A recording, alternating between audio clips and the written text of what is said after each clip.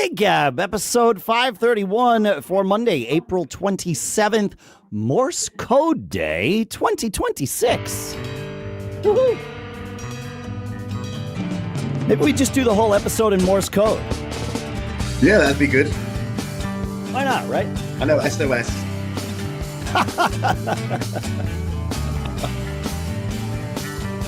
Trying to think of what else I know in Morse code. I used to know a lot more. Anyway, greetings, folks, and welcome to Gig Gab, the show by, for, and about working musicians. Our sponsor for this episode is gusto.com/giggab, where you can go and get 3 months free when you run your first payroll.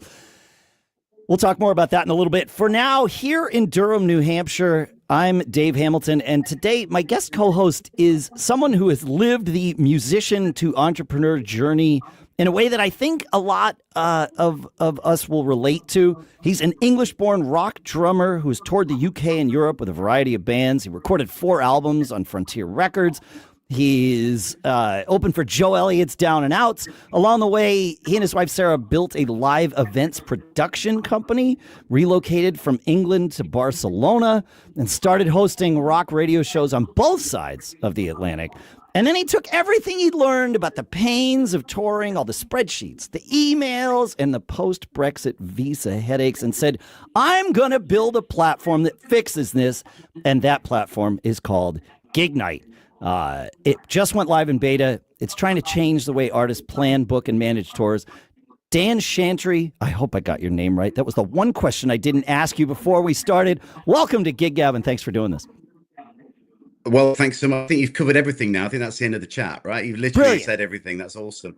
It is Chantrey. You're absolutely right. It's Chantrey. Well, if you want to be French, if you want to be a bit like je ne sais quoi, you could say Dan Chantrey. If you want to be more French, but it's not. It's Chantrey. But if you want to be like all posh, you can go Chantrey. I like that sometimes. But how are you? Chantrey, so that's good. I'm good today. Yeah, it's nice, yeah. but it's Chantrey. It is Chantrey. It's Dan Chantrey. Yeah, it's Dan Chantrey. Great. Yeah. All right. So you've done a lot of different things that kind of set you. I was going to say I always say, which is true, but I like the Steve Jobs quote that history is easy to, paths are easy to see in hindsight, right? But they're kind of messy when you're creating them. But you've lived this life that and seen all the problems that you're trying to solve. But you've been a touring rock drummer, a radio host, right? And so how did you get into all of this? Was it, it's the story as old as time, started in the garage, all that good stuff? Yeah, pretty much. I remember my first drum kit back in, I don't know, when I was about 4 or 5. It was the pots and pans kind of thing that evolved to like a Smurf drum kit. My father was a drummer, and he was a singer drummer, did the club scene for many years, etc. And I was just like, I remember coming home from school one day and saying, Dad, I lied to him. I said, Dad, school have said that we've got to learn a musical instrument. He goes, I'll get the drums out. And it was so easy. And he just got the drums out. And it was from then onwards, I started like self-teaching myself from what my dad taught me, and then moved on from there. Obsessed with drums from like the early teens. And then did my first ever show in Nottingham, where I was born. In the UK when I was about 14 years old. So, and then from then on, just bands going through in different situations, and just love playing live. More of a live guy than a studio guy. As you said, I've done a few albums, but I do actually prefer the stage rather than the studio. I am absolutely the same way. I certainly, once I'm in the studio, I really enjoy the kind of the nerdy aspect of it, right? Where you kind of dig in and really can either perfect things or not, but you get a chance to really look at things. Whereas live, it's all sort of happening in real time. But where the thing that brings me back to live anyway, as kind of my favorite, is that without a net feeling where, it's either going to work or it's not going to work. Yeah, that's right. That's right. And that's the excitement. That's the excitement. That's the excitement. Yeah. I always love that. Right. Yeah. That's right. And I think that, and then I was at a stage, and some of your listeners been very much an American base would appreciate. I used to play American football, which is what we call American football in the UK, right? Sure. And I used to play for a team in Nottingham, and I was quite good. I was a running back and a linebacker, getting to some good standards. But in the UK, your nearest, you can play your nearest town. Your nearest town could be 250 miles away, and it would take up a lot of time. And I had to make a decision because I was offered to play for Great Britain, right? To come to the States and play for Great Britain and stuff like that. And I was like, no, no, no. I had a choice. It was either I need to put my time into music or put my time into American football. And I knew that American football was early days, sweaty days, or I could go out and drink and, hang out with girls and, and play music. And that's the route I took. And less injuries. Yeah, that's right. Well, and something that you can do longer in life in general, right? Most people really can't play football American football at a high level throughout their lives. There is a point in time where your body says no longer, sir. That's right. And certainly that happens with us as musicians too. But generally speaking, if you start good habits, it can last a lifetime. Possibly. Absolutely. And then I fell in with some bands and stuff like that, and we got in a situation where one of the bands I was with got signed to an Italian label called Frontiers Records. We kind of put things together. And Frontiers Records are more of an AOR scene. It wasn't my scene, to be honest. I'm more of a metal guy. But I was playing with mates at the time, and it felt right, and it was just a convenient thing. I'm not a metal drummer. I've been in metal bands, but I'm not a metle drummer. Those blast beats are just too much for me. It's like being a sport in itself. That's like being a football player. That's right. That's just keep me at 1, 2, 4, and we're all right. That's like kind of my rock solid place. And so we had moderate success. We signed to Spinefarm Universal, did a lot of shows, released some good albums, some really good stuff. But again, it wasn't my thing. The fan base was fantastic, but got a little bit stale, etc., etc. So it was more a case of, things have to move on. A few fallouts along the way as they happen in music, as we all know. I remember listening to one of your podcasts recently where I think you mentioned I can't remember which one it was now, when you mentioned about what quote it was about. It's about keeping bands together. It might be an old podcast you did. Oh, it's about I haven't said this quote on the show for a while, but it was Timothy B. Schmidt. Right after he had joined the Eagles, he was being interviewed, and the band was just cratering around him. And he was, a typical bass player, man. Even keel in this interview, and it's just like dumpster fire happening, and he's like, well, every great band is on the verge of breaking up at all times. And I think you can take the word great out of there. Every band is on the verge of breaking up at all times. Yes. Every band. You're right.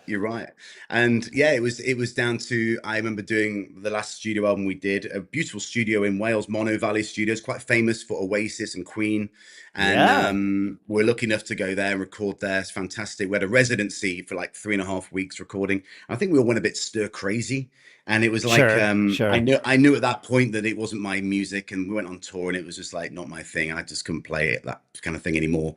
There we go. I mean, the fantastic band and everything, and it was great. That was great, and that was like that was my period of hundreds of shows over many years. I'm a seasoned pro from that aspect when it comes to doing shows, and I've played all sorts of venues, from festivals right down to your Dog and Duck, as we say, the local pub, down to academy group venues and those kind of things. Sure. So Yeah, that's great. Yeah, love it.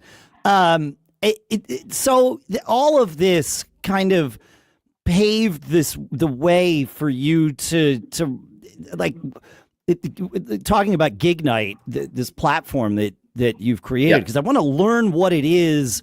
But you transitioned. I know you don't play live as much anymore. Certainly not on a regular basis. Was GIGNITE sort of born out of the playing live and realizing there's got to be a better way to put together tours and all that stuff? Yeah, I mean, for sure. I mean, it was born out of like pain points and pinch points of how gigs, what it's like on the road, right? A lot of musicians, they go out, they don't want to mess around with this kind of business. They want to play their music, right?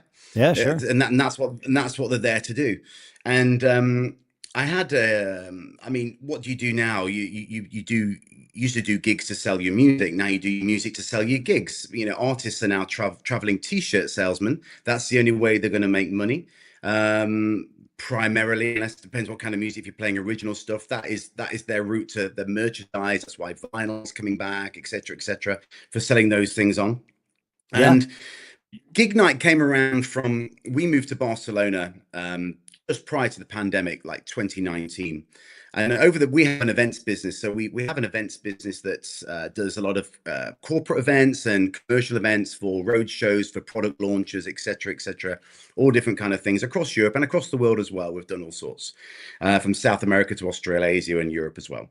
So we had this. So obviously COVID events and anything that involved people was the first thing to go down, the last thing to reopen. For sure. So we had a lot of Yeah. we had a lot of downtime, which was great because we just moved into a house with a house with a pool. So we had like 2 years in the pool. It was lovely. It was really nice. But during that time, the cogs start going, right. You got to make money too. Yeah. You got to make money. You think you got a lot of time. There's only so much Spanish brandy and wine you can drink without, going too stir crazy. And it got to the point where we were because of Brexit. This is, I mean, if your American listeners probably do know what Brexit is.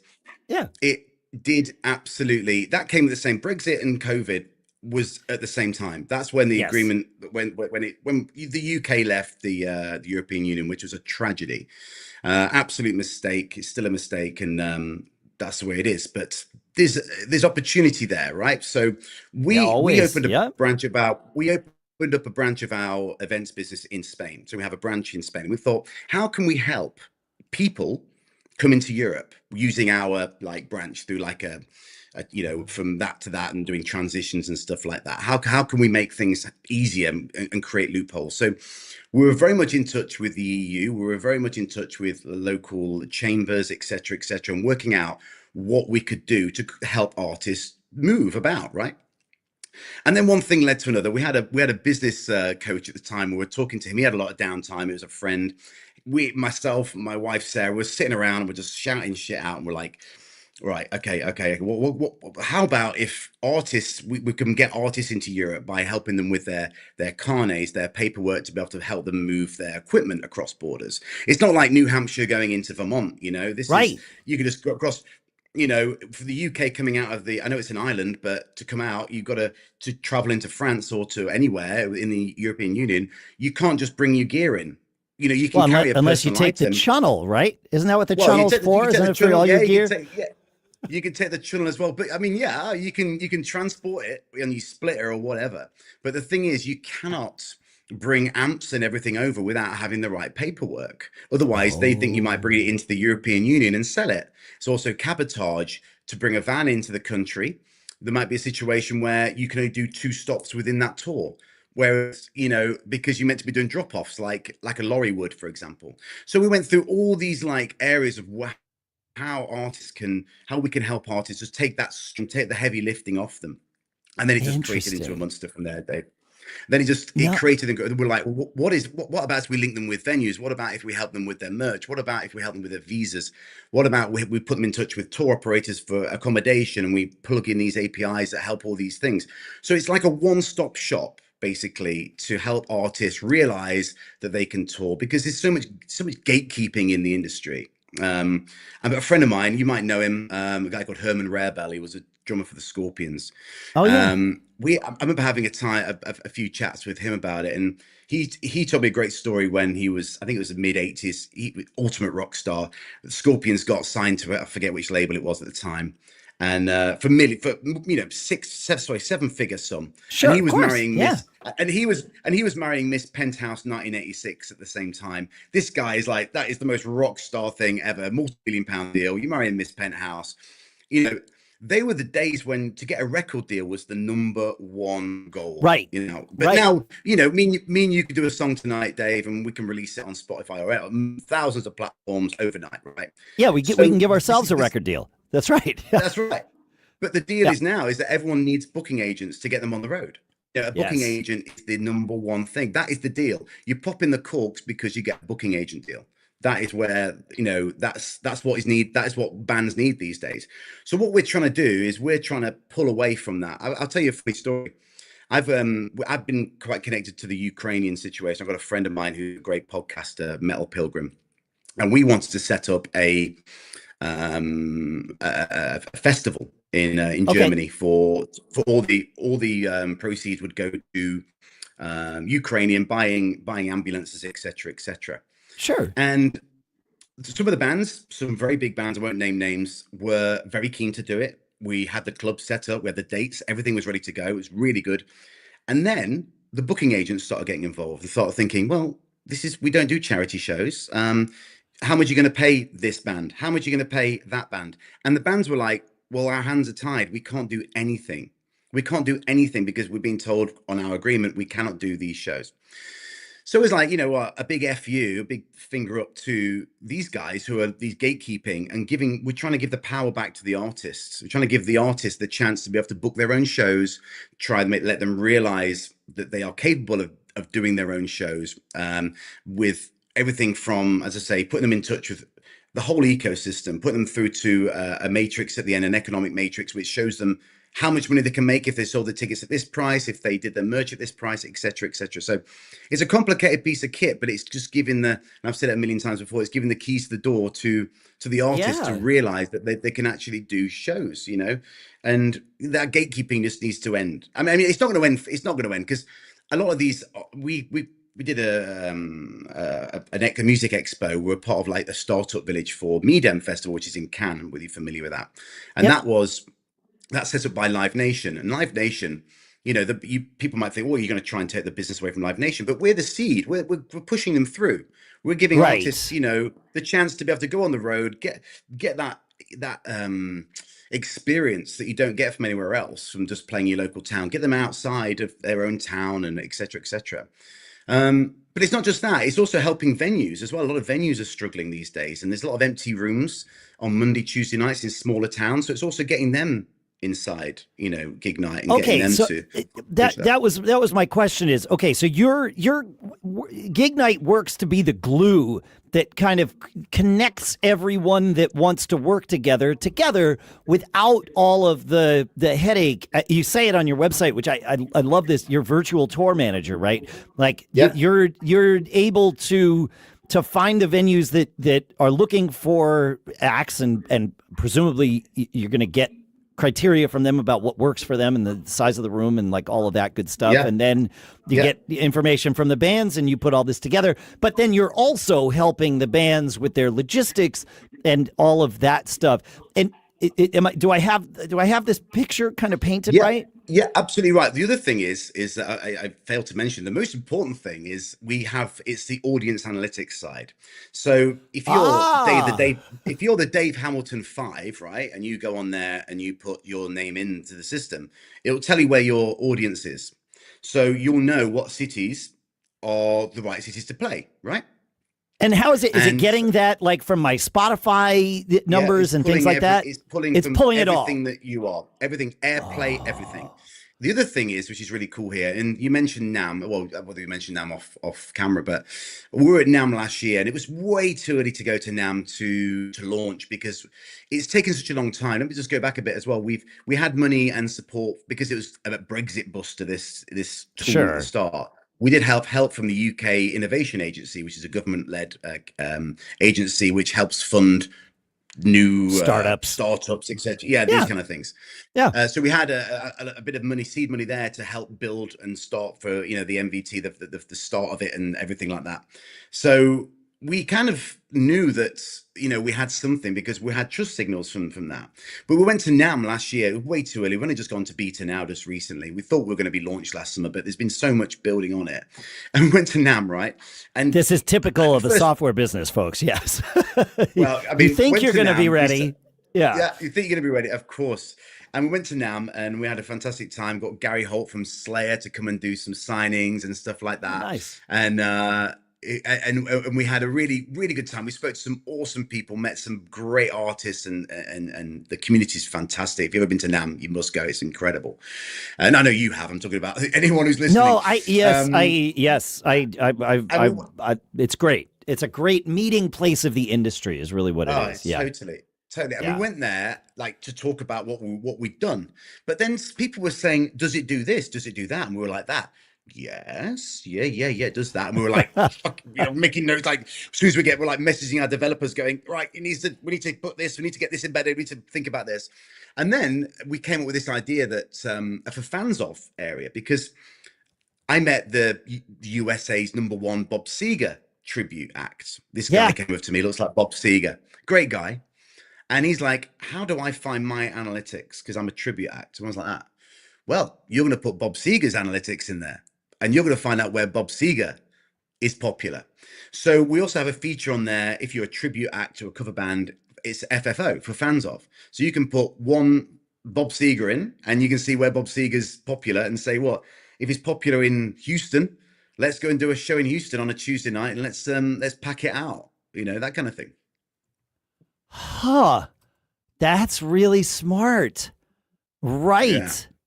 I like this. No, I like the wheels are turning. This is what a great thing. And I mean, you could, if even if you're not a tribute act, if you're a cover band that specializes in, 90s rock or 60s rock or 80s rock or Motown or whatever, right? I mean, you build just like you would if you were going to advertise on Facebook. You build an avatar of your customer and your target audience, and then you plug that in for fans of, and it's like, okay, here's the 7 bands that are going to be the right market for us to go target. Let's go. And you might realize your cover band's going to slay in Nebraska and do terrible in Kansas. Yeah. Okay, exactly. Great. And good to know. Don't go to Kansas. That is totally it. Exactly. That is totally it. And it's not just you can also put, if you're the Dave Hamilton 5, you can also put another for fans of for you as well to build up your. So if someone says, "Oh, you sound like," I can't imagine you sound like Rage Against the Machine, Dave. But if you sound like Rage Against the Machine, you can put Rage Against the Machine in. Maybe on Sundays, you can put that in, and it will give you their analytics, and it filters that in, so you can then see. Oh, here we go. Right, this town is perfect for our music, that kind of thing. So obviously, it's one of those, like a one-stop shop. It's a perfect tool for artists to go on there, put their analytics in, see where they're popular, and to just take it right through to helping them cross border to get their merch. Everything is there for them. Interesting. And obviously you've built this, the walls, the logistical walls put up by Brexit were certainly the catalyst to all of this. Obviously, makes perfect sense. Would this also work for artists here in the United States or other countries? For sure. Yeah, I mean, absolutely.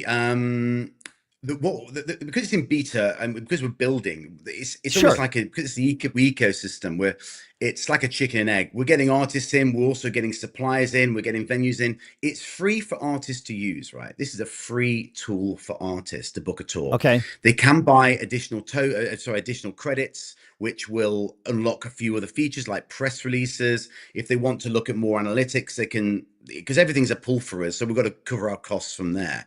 Of course. We monetize this from suppliers paying to be on the site. So that is how that gets monetized. Okay.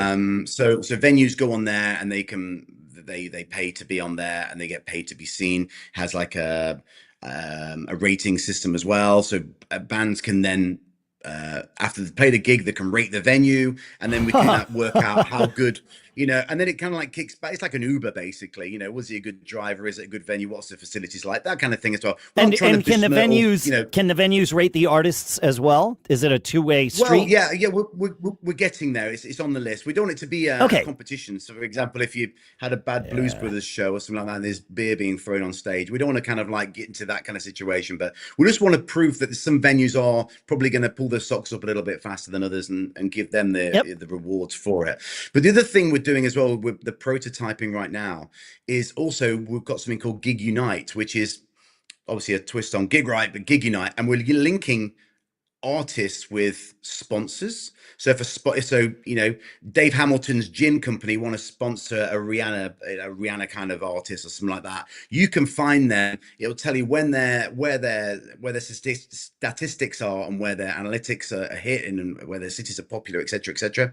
And then you can sponsor that band and help them with their tour. Also, the same for linking headline bands with support bands, and support bands putting their information out so headline bands can find local support. Because obviously, not every tour takes out a whole touring support.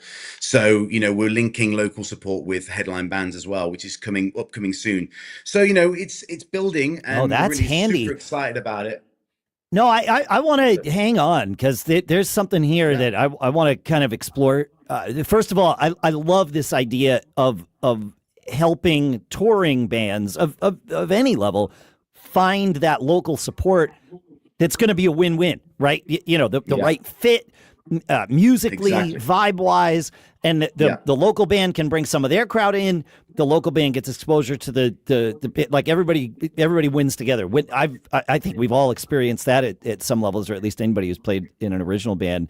When those fits happen, they are magic, and it works. It levels up the whole night. Exactly. So love that's there. But the thing I really want to talk about is this idea of bands having sponsors. This happens. Everybody, I've mentioned this to people in local bands, and like, oh my God, I would never sell out like that. It's like, well, it's not how it works. It's like, well, have you been to a concert lately? Did you notice that, Budweiser is the tour sponsor? Right. Like this has been happening since the Rolling Stones Steel Wheel Tour in 1989. That's the first time that a brand sponsored a tour, right? And it was Budweiser. And I loved that then the most recent tour was sponsored by AARP, which was also fitting. They know their audience.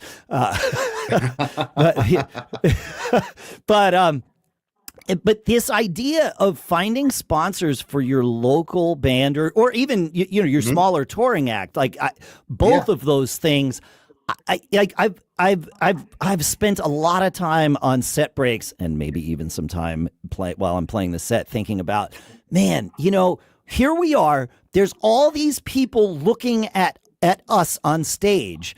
And sure, we put our posters up and we have our logo on the kick drum and all that. And that's wonderful. And you should do that and like all those things.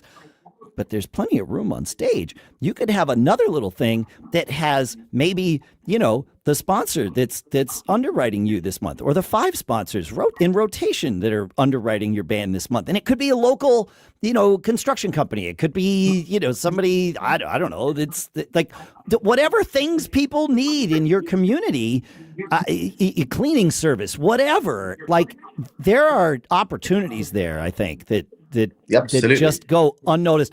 And then last summer, I actually played a gig at a club where I thought the band before, it was like this multi-day festival. Every band played, it was just bands all day long.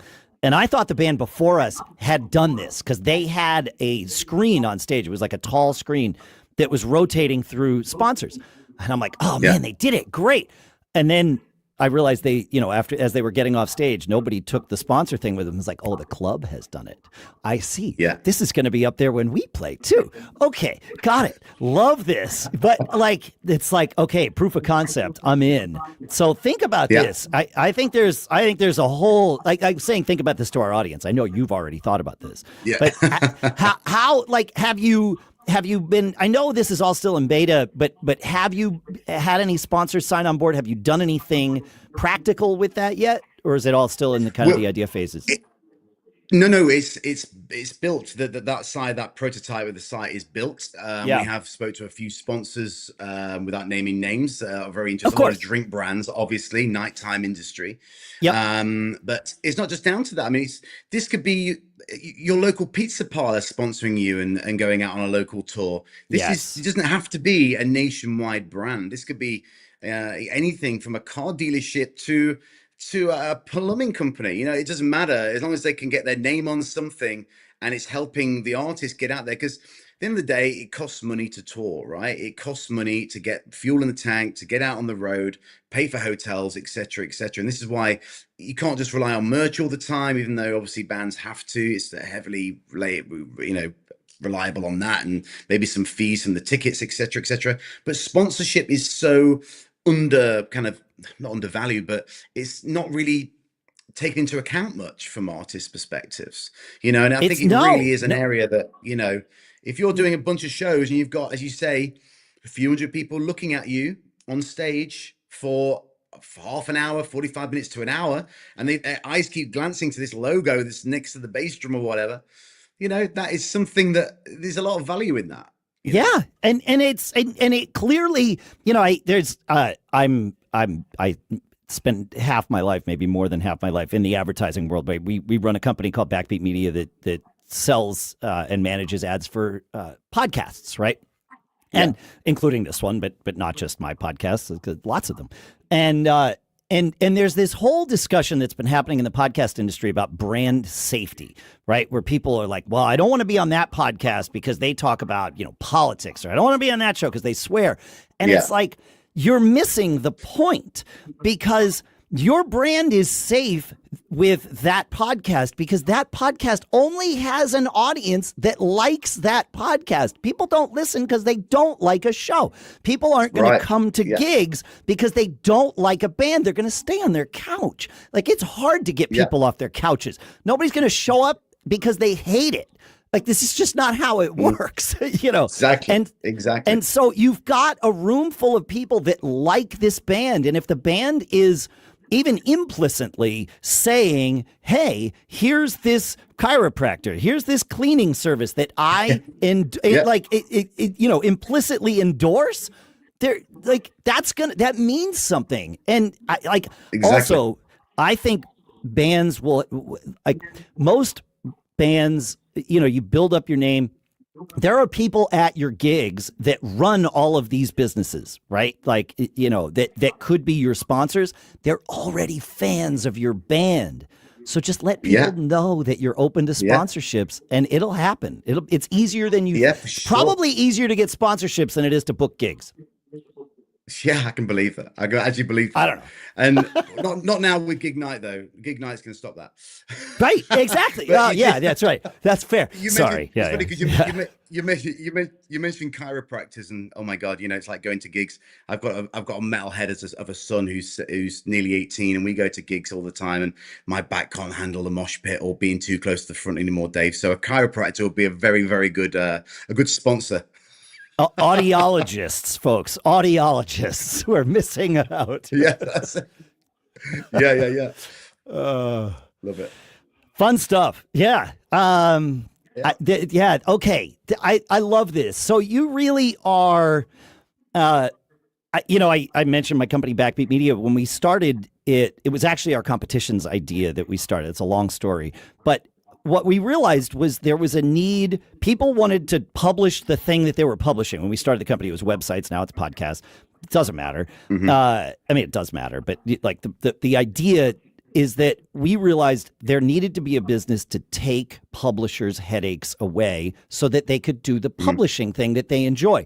And if I may, it sounds like GIGNITE is a business that takes bands' headaches away so that they can do the thing that they enjoy, playing the music, and making it easy for them to get there and do that.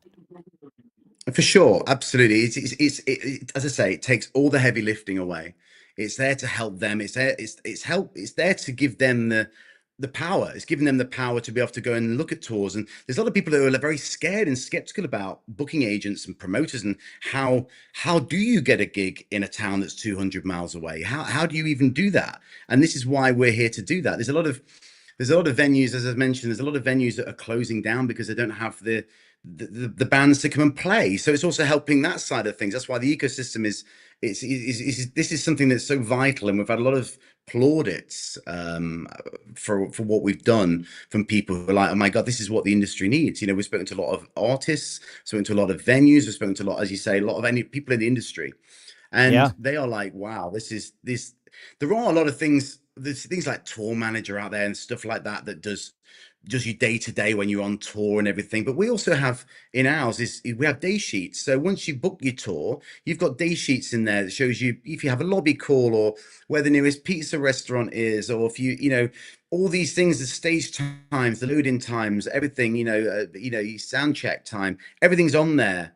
As well, so that gets embedded as well. So it's literally a one-stop shop. And because we have an email system within GIGNITE called GigWrite, another play on words, it keeps everything in the platform, so people aren't having to go outside the platform and try and find their emails and who's that guy that emailed that, I've forgotten. It's all there for them to be able to see and to be able to manage. It makes it really easy. Obviously, there's still a lot of like inputting you've got to do, especially when it comes to cross-border logistics. You have to put passport details in, who's traveling, if you want to get an ATA carnet, which allows you to carry your equipment abroad. You have to fill in the details, the serial codes, all that boring stuff. So we can't do that for you. You got to do something. Well, you also need to be the one playing the music and entertaining the crowd when you get there, right? Like that's still your job, but you get to do that job. Well, you said it earlier. It allows it takes the place of the booking agent for so many of these things and keeps that from being the reason you can't do this. And that's the part I think is the most important part of this. Like all the other services are great and ancillary to that, but not being able to just go and sign up for an account and now you're plugged in, as opposed to, well, now I got to find a booking agent and all these things. Your band still matters. Your ability to attract and retain a crowd still matters. Like all of those things are still important, but this piece is taken care of. Yeah. I mean, also you got to remember, and I always say this to people, it's called the music business for a reason. Is the word business is in there because it is a business. The brand of the band and the business side of music is as important to make sure that is right than actually your stagecraft. And again, without plug again, GIGNITE is going to help you do that. It is that one-stop shop for that. Yeah. Oh man, say it again for the people in the back. The brand of your band is as important as your stagecraft, and you need to manage that when you're not on stage, or it needs to be managed. Yes.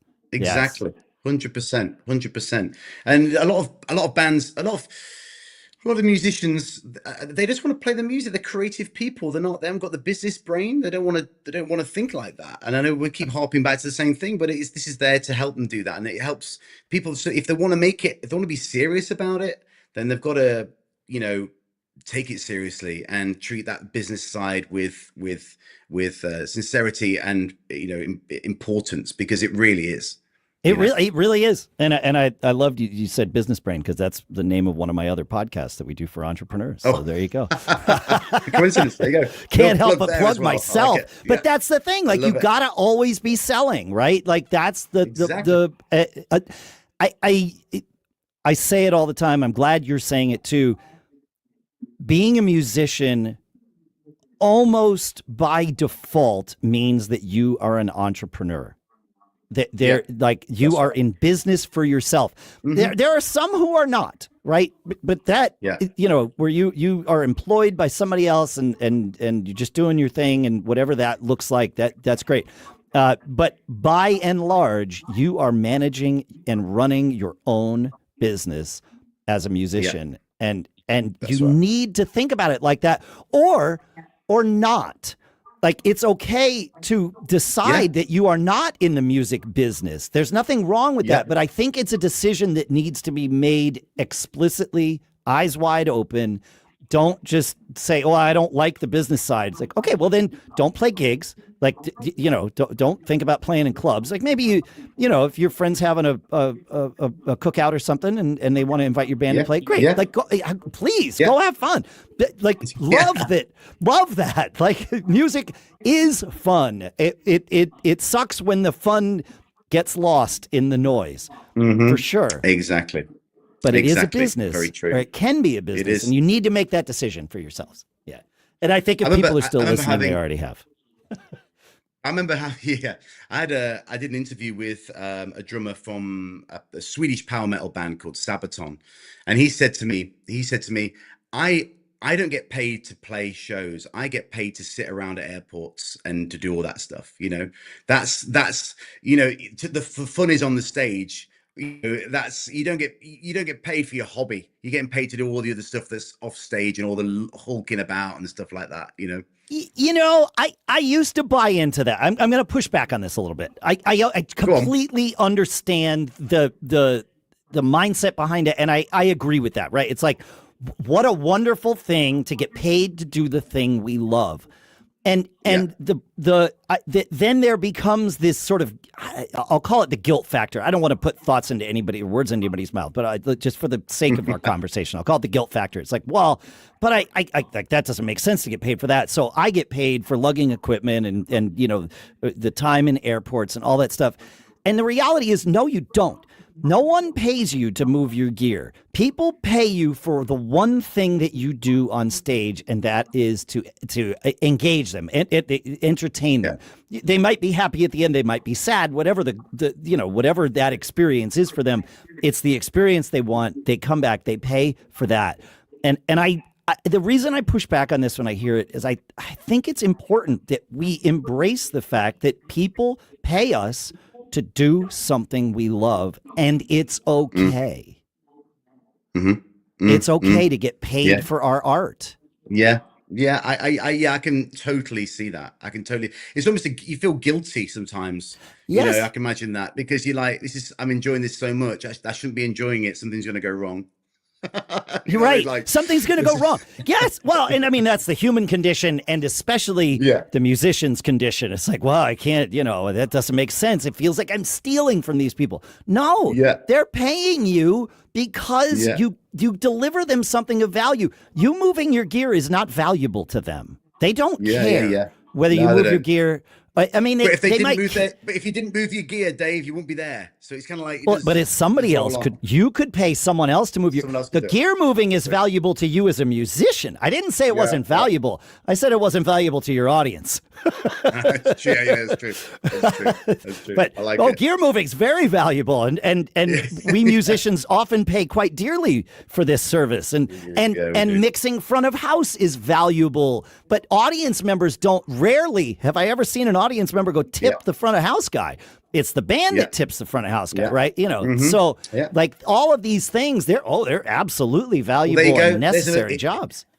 Here comes another GIGNITE plug. If you're a crew member or a front of house guy, you can join GIGNITE as well, and you can put your services on there so artists can find you as well. So there you go. It's a good segue. I like that. Yeah, it ties it. It brings it all back, man. Always bring it back. Well, I mean, that's the point of this platform, right? Is to take all of those things. It keeps getting mentioned. It keeps getting mentioned because we're mentioning everything from a show and it's coming back to GIGNITE. That's a good thing.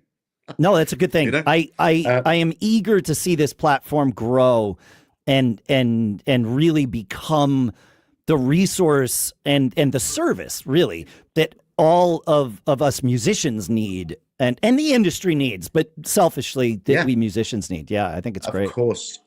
And it was built for musicians. Again, I mentioned earlier the pain points of shows. I remember having a splitter van that's probably 3.5 meters high, and you're in London, and we did have some drivers sometimes I had to drive, or I was responsible for doing the other thing. And where are you going to park that van in the middle of London, right? Where are you going to put it if you're playing a show in the middle of, Oxford Street at the 100 Club or something? Where are you going to put that van? So on there, we have a parking place where you can put the size of your vehicle in, and it will tell you where the nearest parking for that vehicle is to that venue. So this is the finest detail that we go to, Dave, because that is the importance of like, what do you want to do when you've loaded in? You've got to get rid of the van. Oh my God, what a pain in the ass. The drummer's not here. He can't set his kit up. We can't get on stage without working out where he's going to be. We can't sound check without him, but he's the other side of London trying to find a car parking space for a 3 meter high van. So but if that's locked in, then you just go straight there and you're good. Well, you just are. I'm hoping that most of our audience is like nodding along like I am here. I don't think it's something I've ever talked about on the show. Maybe it's come up like in passing here or there, where like when I'm driving to a gig, if it's a new club that I'm playing that I haven't played at before, I'm not thinking about what's the gig going to be like tonight. I'm thinking about, well, loading, like, yeah, logistics. how much extra time do I need to leave? Because I don't know if I can like park my car in one place, load in, and then set up, or do I have to load in and then go move my car somewhere else? And how far away is that? And that's a pain in the ass. Like, I don't want to do that again at the end of the night. Like, all of these things are swirling in my head. Having something, and GIGNITE is that something, to answer those questions before I leave the house. Like, before you even leave the house. It's low stress. Now I know. And I might not like the answer, but at least I know the answer. Right? Exactly. And you're not second guessing, or you get to a car park and you can't get in. I mean, obviously Europe is a tighter place. You know, our cities are smaller, they're tighter, the streets are older. In the States, you've got a lot of space, so obviously it's probably a bit easier. But it depends on the city. You clearly haven't played any gigs in Boston, my friend. Yes. No. I've been to Boston, but never played a gig. No. Not yeah. It's. I mean, it depends on where you are. Like, there's some places where there's plenty of room, and then other places where it's super tight. Yeah. Maybe not quite as tight as like the default for Europe, but certainly there's places where it's like, where are you going to park? And a lot of times the answer from the club is good luck. Don't know. Like, good luck. Don't know. Sure. Well, and it's the same what the heck is that? Also, it's the same situation with hotels, Dave. Obviously, the detail in GIGNITE is it helps you with your accommodation, right? So you can book your accommodation through the site.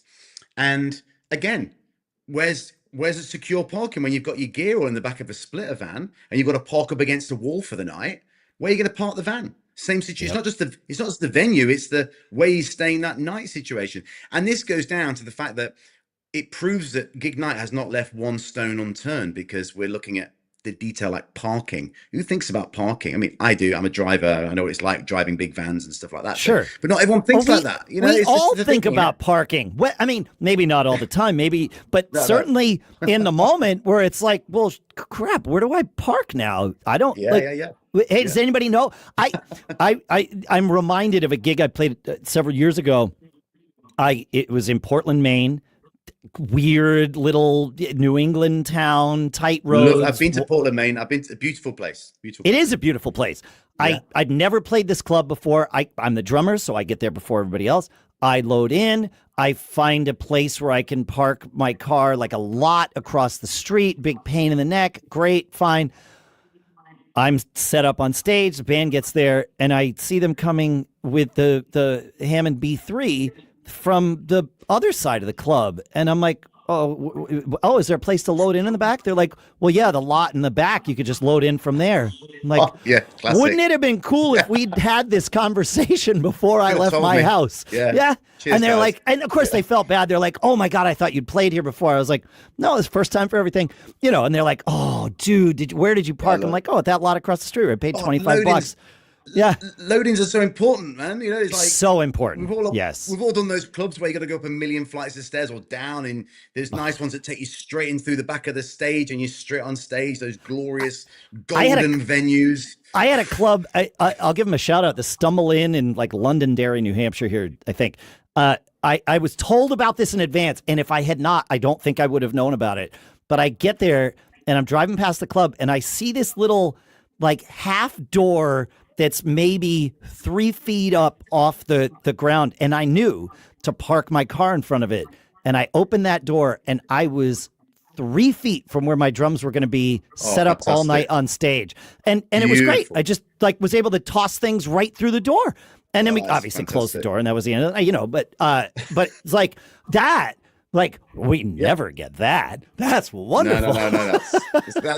That's the Ganges of a show. That is it was a great, really fun club, and they treated us well. But like, that's the kind of thing that you review, you put in GIGNITE. Like, you want to play here, like get yourself in here. It's straight on stage, like back it literally. Right up, It was friggin' awesome. Like, when are we coming back here? And they're like, August 15th. I'm like, I will be there. Yeah, great. I used to get really pissed off, Dave. I tell you, when we used to do gigs, and there's like you'd be playing a venue which calls itself a venue but has no loading. Like you'd be loading in from the street and walking through a whole venue, through the bar area, Oh just to yeah. get to the back of the room that has no doors at the back. You're like, how do they call this a this is the most unfriendly place to play. You know what I mean? It's like, so this is just a guy's put a stage in the back room and said, look, we're going to call this a venue now. It just absolutely really wound me up. But as you say, you do get those golden ones that just are brilliant. Yeah, I mean it. Right, you certainly. It was funny because we had played somewhere else the night before. I won't name it. You could look at the schedule and figure it out, and I will nod when you figure it out, and I say, "Yep." That did not have nothing was in our favor. The front of house was not mixed well. Everything was, load in is not the greatest. The crowd wasn't the greatest, and all that, and we get to this place and we're already happier, like way happier. And then halfway through the first set, and we realize, oh, this place not only is treating us well, it sounds good in here. The crowd is the perfect crowd for our band. And I remember our guitar player came back between songs and looked at me and he was like, this is pretty good. And I looked at him and I said, we earned this. We paid for, like, we've already paid for this. We get it now, Yeah. And he's like, you're absolutely right. Yeah. You got to play the crap gigs to get to the good ones. And that's if you play crap gigs, you can appreciate the good ones. You can appreciate the good ones. I don't think you have to play crap gigs to get to the good ones. It just seems that that's the path most of us take. You've got to have crap gigs just to earn those stripes, man. You know, I guess that's true. I've played that. I've done that. I've been there. I know what it's like. And I know what it's like. It's like, that's what earns you, gets you big kahunas. You know what I mean? That's it does it well, and it also is the thing that we say on this show: always be performing. It's our mantra, and it teaches you that no matter what, the parking sucked, the load in was worse, your monitors sound like crap.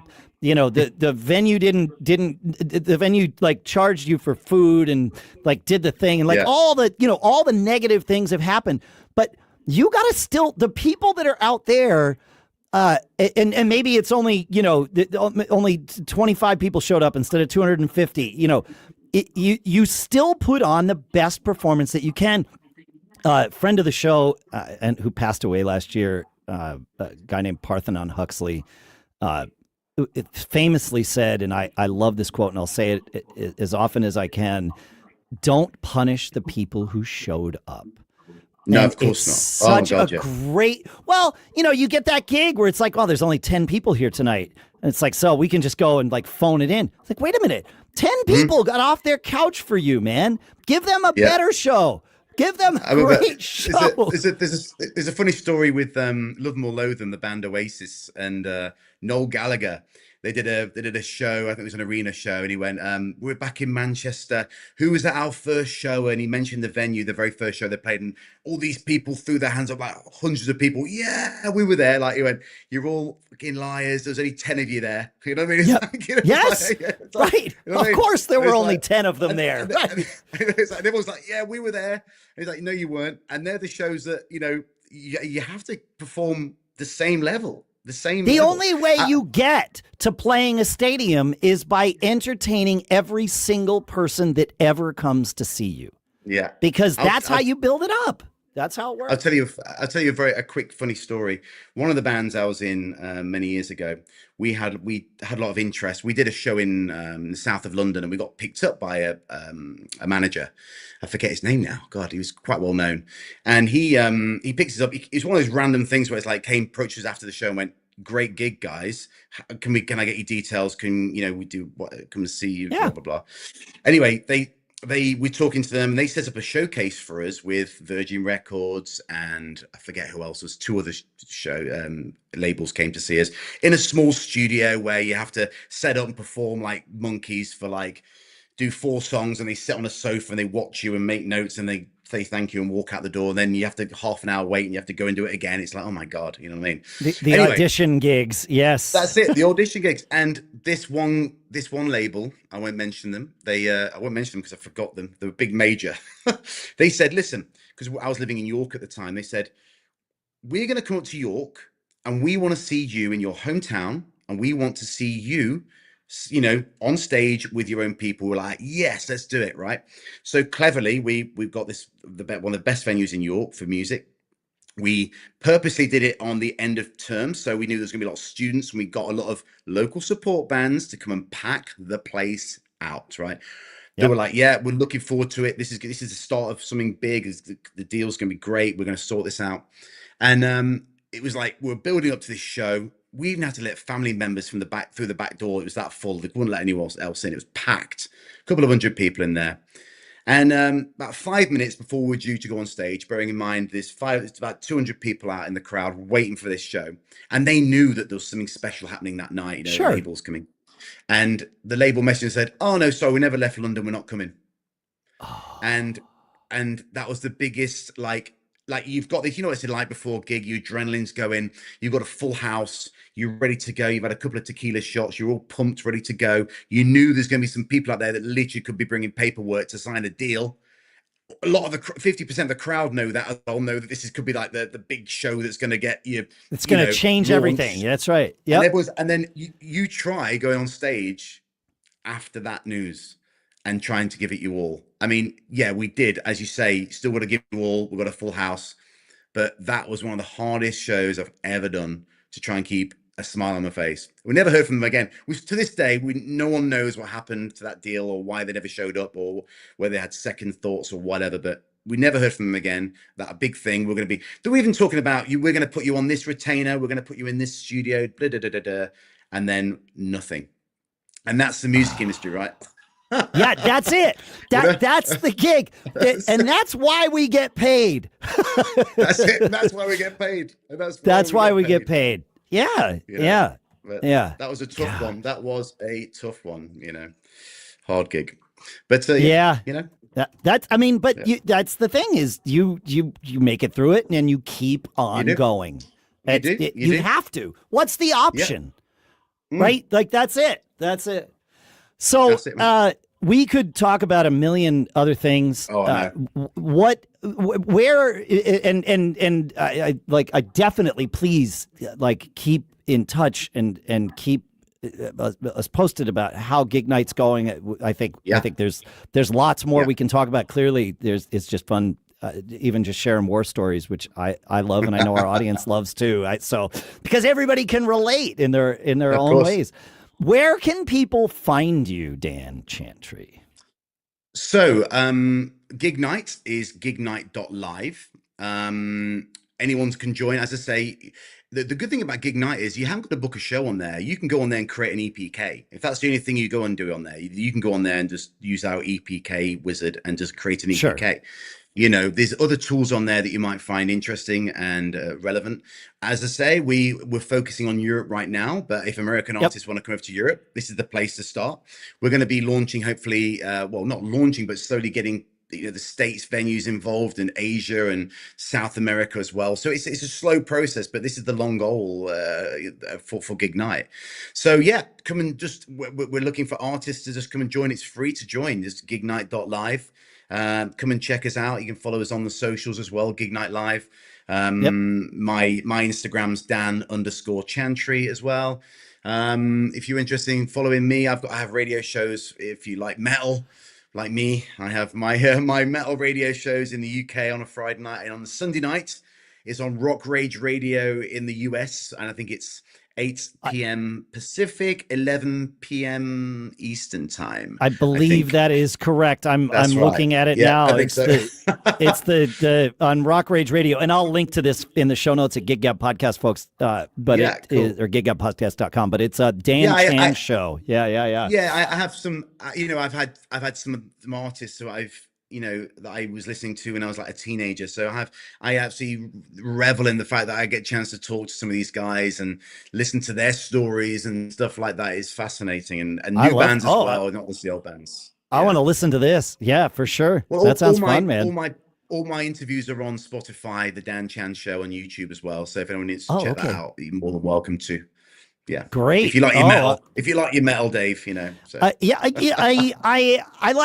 like a lot of different kinds of music. Metal is certainly one of them. It's not my like go-to listening, but I play in a band with a lot of with several guys who are big fans of metal. So I will absolutely make sure to share this with them and anybody listening to Gig Gab. Like, yeah. Of course. Plus, you've got the interviews and stuff, and I can obviously, if you've listened for the last hour, folks, you've heard that Dan is an engaging person to chat with. So appreciate it. Good stuff. Yeah. Thanks for hanging out. There is one last thing I casually sort of referred to it during the show, but there's the mantra that we say here, those magic 3 words. I've already said them once. I would be honored if you would say it, Dan, as we say goodbye to everybody here today. Well, everyone should always be performing, for sure. Always be performing. I agree. Yeah, no matter what. Like if you're on stage, that's the privilege. Perform and entertain, engage. Thanks for doing this, Dan. This was what a pleasure. Cheers. Thanks for listening, folks. GigGabPodcast.com, and we'll see you next week.